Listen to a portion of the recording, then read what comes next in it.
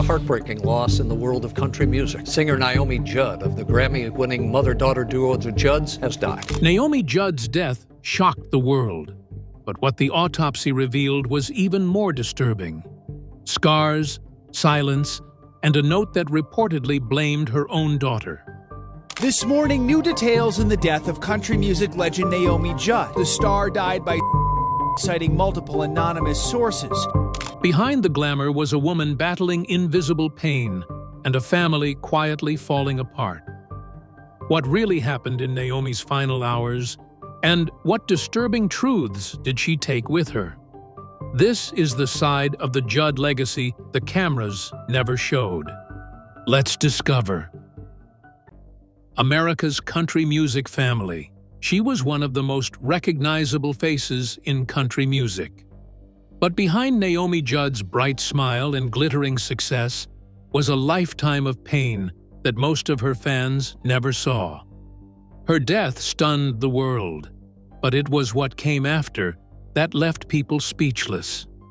The autopsy report didn't just confirm what many feared, it revealed things no one expected.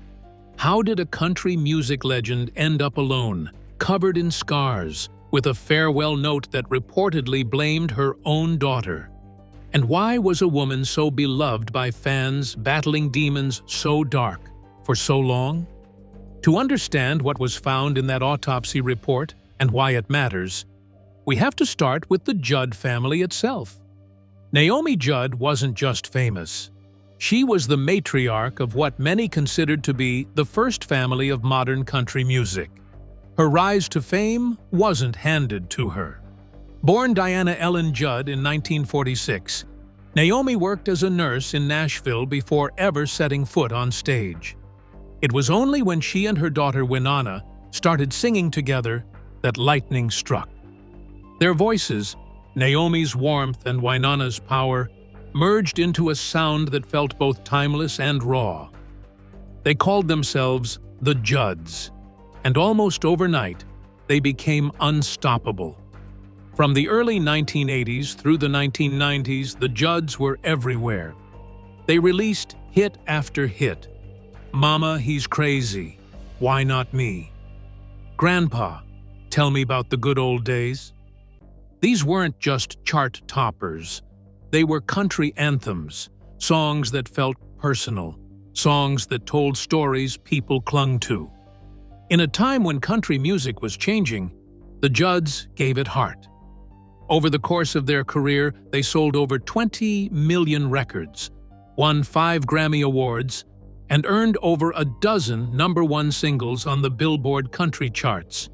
To their fans, they were more than performers. Naomi and Winona were seen as a symbol of resilience, mother and daughter standing side by side, navigating fame together, lifting each other up. But what the audience didn't see was that this image, this picture-perfect duo, was often held together by force, not peace. Naomi and Winona had what you could call a combustible bond. They loved each other deeply, but their relationship was often tense. The pressures of touring, fame, and personal trauma created fractures in their partnership that were kept hidden from the public eye for years. Both women would later speak openly about their arguments, their emotional blowouts, and the long periods of silence that sometimes passed between them. Even Naomi's relationship with her younger daughter, Ashley Judd, was complicated.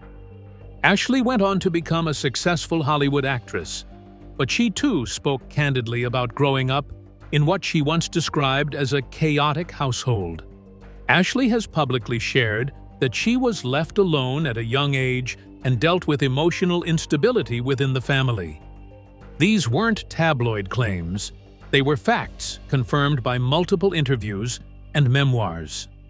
At the center of this complicated family was Naomi herself, a woman who was always smiling in public but was frequently unraveling in private. Throughout her life, Naomi struggled with severe mental illness, including depression, anxiety, and later bipolar disorder. She didn't keep this a secret. In fact, she was one of the few country artists of her generation to openly discuss her diagnosis. But talking about pain isn't the same as escaping it. Naomi's emotional health was fragile, and as the years went on, it became increasingly clear that behind her glamorous public persona was someone in constant psychological distress. After a long and successful run, Naomi retired from performing in 1991 after being diagnosed with hepatitis C, a chronic liver disease that she reportedly contracted while working as a nurse. Her doctors gave her just a few years to live, but Naomi beat the odds, entered remission, and went on to become a mental health advocate. She wrote books, gave interviews, and continued to appear at public events, always urging people to take mental illness seriously. But even as she fought to help others, she was still losing the battle with herself. Then, in 2022, something unexpected happened. Naomi Judd stepped back into the spotlight. She and Winona announced a farewell tour, a final string of performances to celebrate their legacy. For fans, it was a moment of joy. For Naomi, it was pressure she may not have been ready for. The tour announcement came just weeks before Naomi's death. In hindsight, many who were close to her said she seemed overwhelmed, erratic, and emotionally exhausted. But no one was prepared for what happened next. Just one day before the Judds were to be inducted into the Country Music Hall of Fame, Naomi Judd was found dead at her home. And when the autopsy report was released weeks later, it confirmed the tragic truth. Naomi Judd had taken her own life. But that's not all it revealed. The condition her body was found in, the substances in her system, and the physical evidence left behind all told a story that was far more complicated and far more disturbing than anyone expected. The day of Naomi Judd's passing. The autopsy report stunned even those who thought they were ready. It didn't just confirm Naomi Judd had taken her own life. It revealed intimate, deeply unsettling details about her final moments, her physical condition, and the emotional turmoil she may have been hiding for years. It was a medical file, but it read like a confession, page after page, pulling back the curtain on one of country music's most iconic figures. The exact location of the wound, the old surgical scars, the list of substances found in her system, and perhaps most heartbreaking of all, a handwritten note allegedly addressed to her daughter Winona, pointing fingers in her final hour. Why would a woman hours away from one of the biggest honors of her life, induction into the Country Music Hall of Fame, make the decision to end everything? According to the official report released by the Nashville Medical Examiner's Office, Naomi Judd was discovered by her family inside her home on April 30th, 2022, at precisely 10:57 in the morning. Emergency responders were called immediately, and she was transported to Williamson Medical Center. She was pronounced dead at 12:35 p.m., just hours after being found. The very next day, she was scheduled to be formally inducted into the Hall of Fame alongside Winona. The physical details of the report are clinical, but devastating. The wound was described as entering from the right side of the scalp, 2.5 inches below the crown of the head and 4 3/4 inches to the right of the front midline. It then passed through multiple areas of the brain, specifically the frontal and temporal lobes, which govern decision-making and emotion. The object exited 2 inches below the crown of the head and 5.5 inches to the left of the midline. This path, according to the report, was slightly upward and from right to left. No foreign objects were recovered from inside the skull, suggesting a complete exit. These kinds of technical details are normally only read by forensic professionals, but in this case, they've been made public. And they paint a picture not only of how Naomi died, but what she was dealing with before that moment. She was dressed at the time in white pants with a safety pin holding part of the waistband, a white shirt, and a blue robe. There were no signs of an outside disturbance.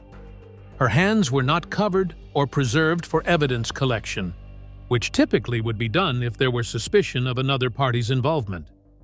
This strongly indicates there were no signs of a struggle, no suggestion of foul play, and that the scene was consistent with a self-directed act.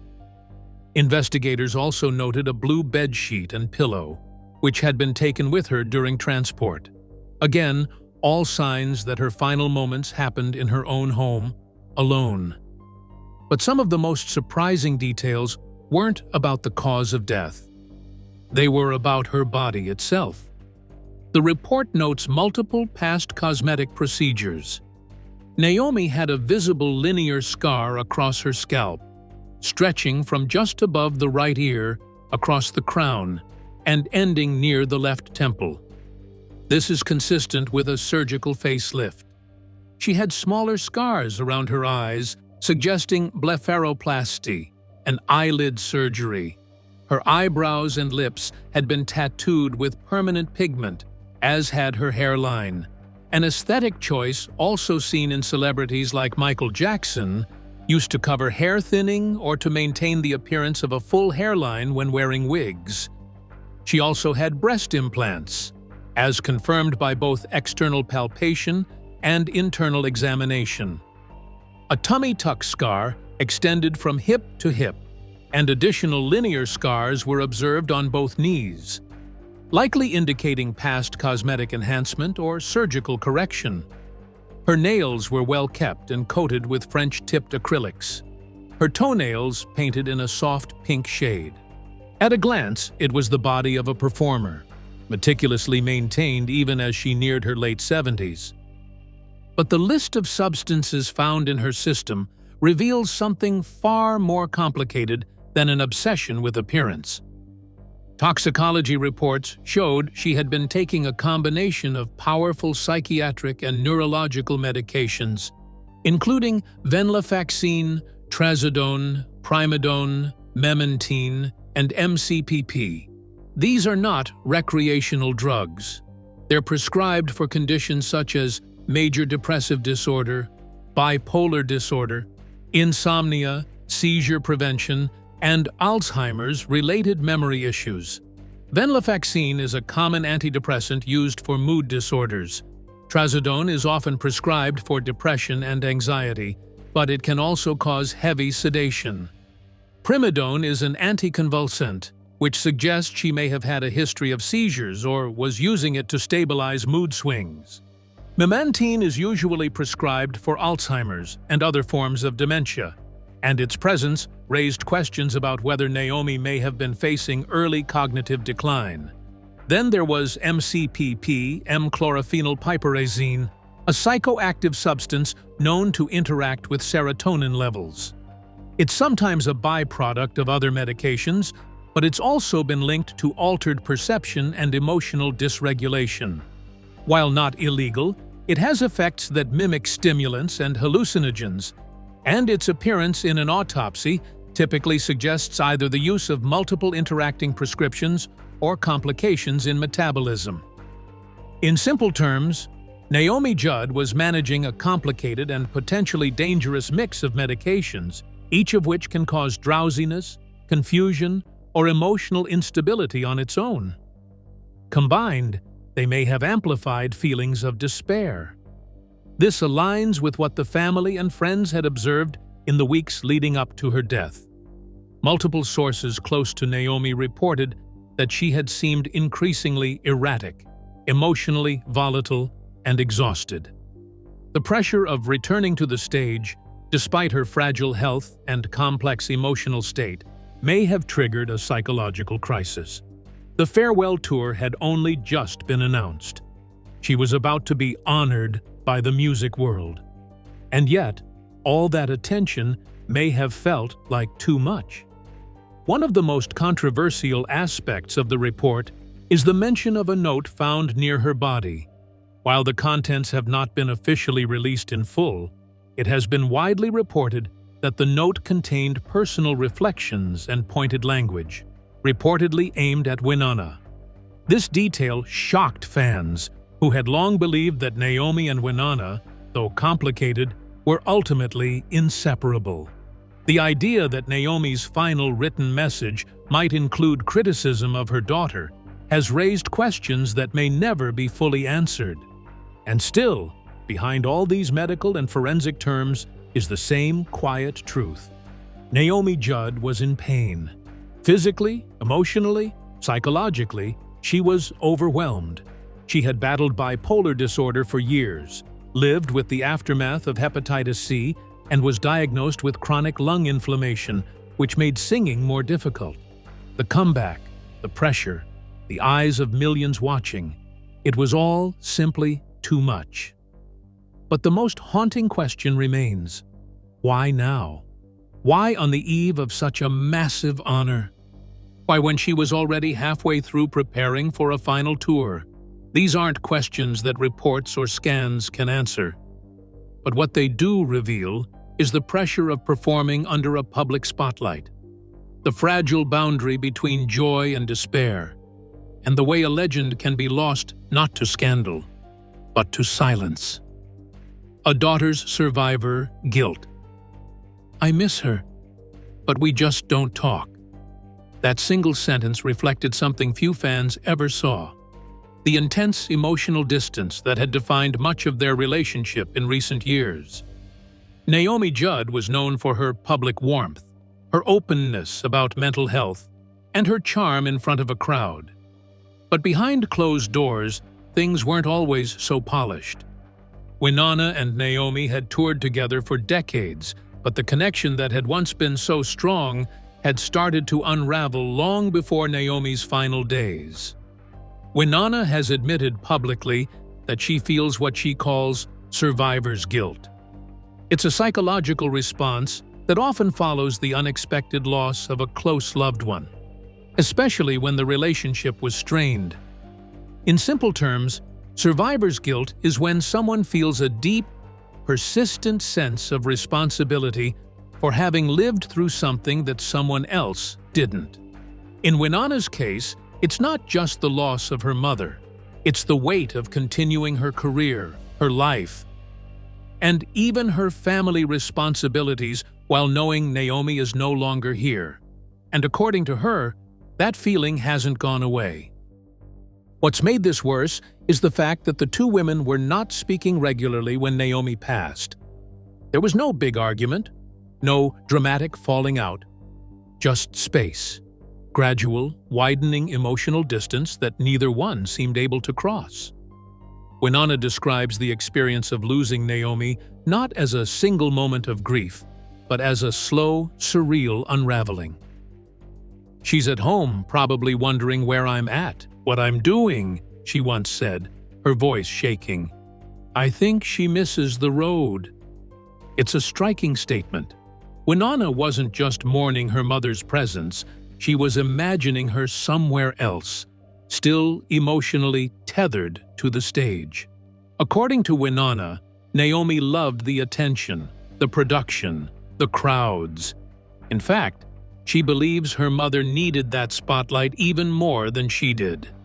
"She loves a crowd," Winona said, "even more than I do." Winona, by contrast, has always described herself as introverted, more focused on the music and her family than on public attention.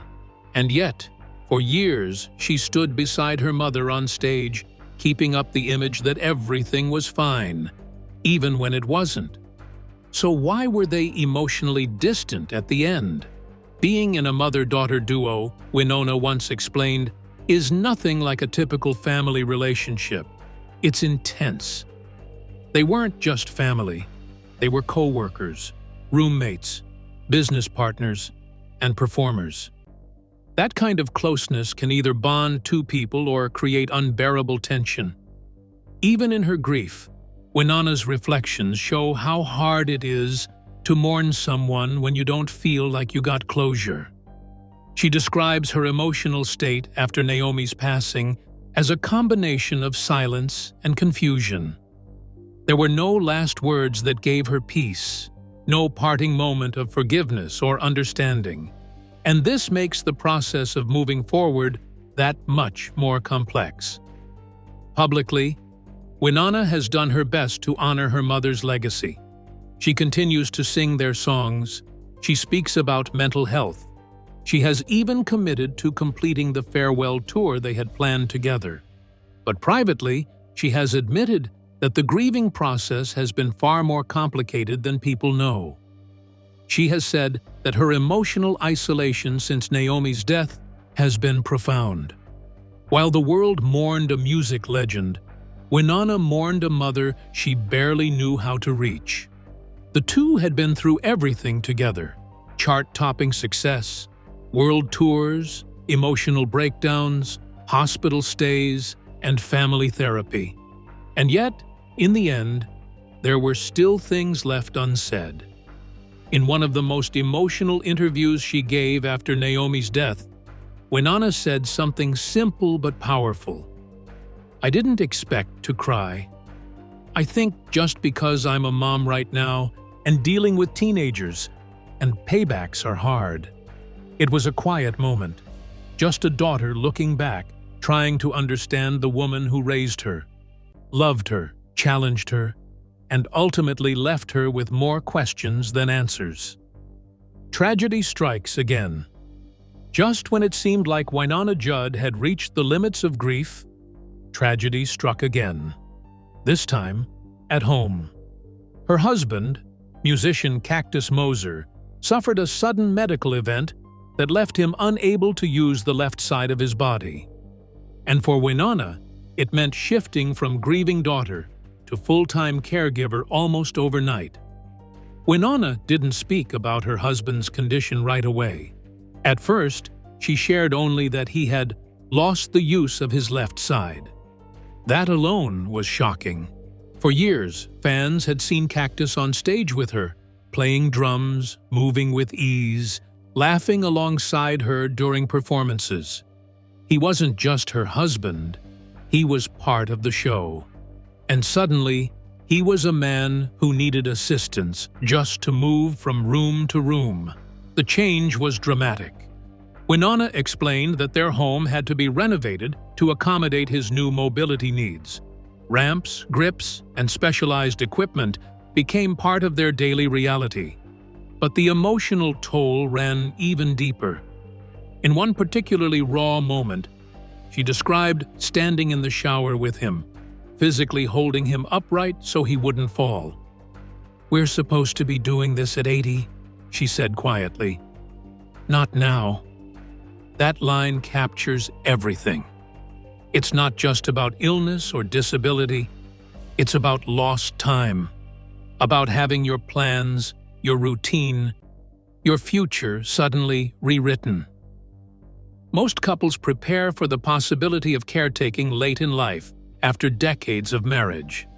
Winona and Cactus were supposed to be performing, touring, living. Instead, she found herself learning how to administer medical care, coordinate therapies, and adjust to a version of her marriage that looked nothing like what she imagined. And yet, she didn't collapse under the pressure. She didn't describe herself as brave or inspiring. Instead, she said it plainly. This isn't about strength, it's about necessity. In her words, you hoe the garden or you don't eat. That's a phrase that traces back to her childhood, when she and Naomi had very little and had to rely on their own labor to survive. Back then, it was about food. Now, it's about survival in a different way, emotionally, mentally, and relationally. Publicly, she still performed. She finished the farewell tour. She gave interviews, she smiled, but privately, her life had become something else entirely. She was managing medications, doctor appointments, and unpredictable emotions. She was still singing love songs on stage, but going home to a partner who couldn't walk unassisted. And yet, there's another side to this story, one that defies expectations. Despite his physical limitations, Cactus Moser didn't stop living. In fact, he shocked even his own doctors. Within months, he was back on the ski slopes, navigating trails with only one working leg. Winona shared this story with a mix of disbelief and admiration. "He doesn't say can't. He just goes," she said. It's the kind of resilience that's difficult to describe unless you've seen it firsthand. Cactus didn't want to be treated like someone fragile. He wanted to live. And somehow, he found a way. This attitude, pragmatic, unflinching, even a little stubborn, mirrored Winonna's own approach to life. They were, in many ways, well matched. Both had been through more than their share of loss. Both had battled public scrutiny and private pain. And both, in their own ways, refused to be defined by what had happened to them. Still, there's a noticeable gap between public perception and private reality. Fans see the headlines: Winonna performing on stage, smiling through her grief, standing tall in interviews. What they don't see is the long night after the show, the physical exhaustion of lifting her husband out of bed, the emotional labor of keeping a household running when everything feels like it's falling apart. This contrast is a recurring theme in Winonna's life. The spotlight never shows the full story. And now, that spotlight feels even harsher. Because while she's expected to represent strength, what she's really feeling is something closer to fatigue. But she keeps going. Not because she's chasing applause, but because life doesn't pause for grief. It doesn't wait for you to feel ready. It just keeps moving. And Naomi Judd, despite everything, is still moving with it. So where does that leave her now? She's not in a fairy tale marriage. She's not in the middle of a glamorous comeback.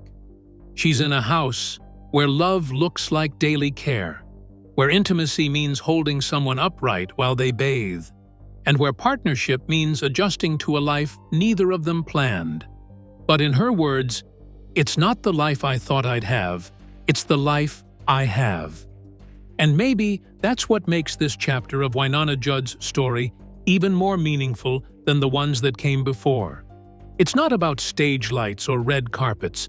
It's about showing up every day, even when it hurts, even when no one's watching. Sister Silence, the rift between Winonna and Ashley. There's something especially haunting about silence between sisters, especially when those sisters are Winonna and Ashley Judd, two public figures bound by fame, family, and the heavy legacy of a mother whose pain followed all of them. After Naomi Judd's death, many people expected Winonna and Ashley to come together, if only in grief. But what emerged instead was a startling admission. They barely speak.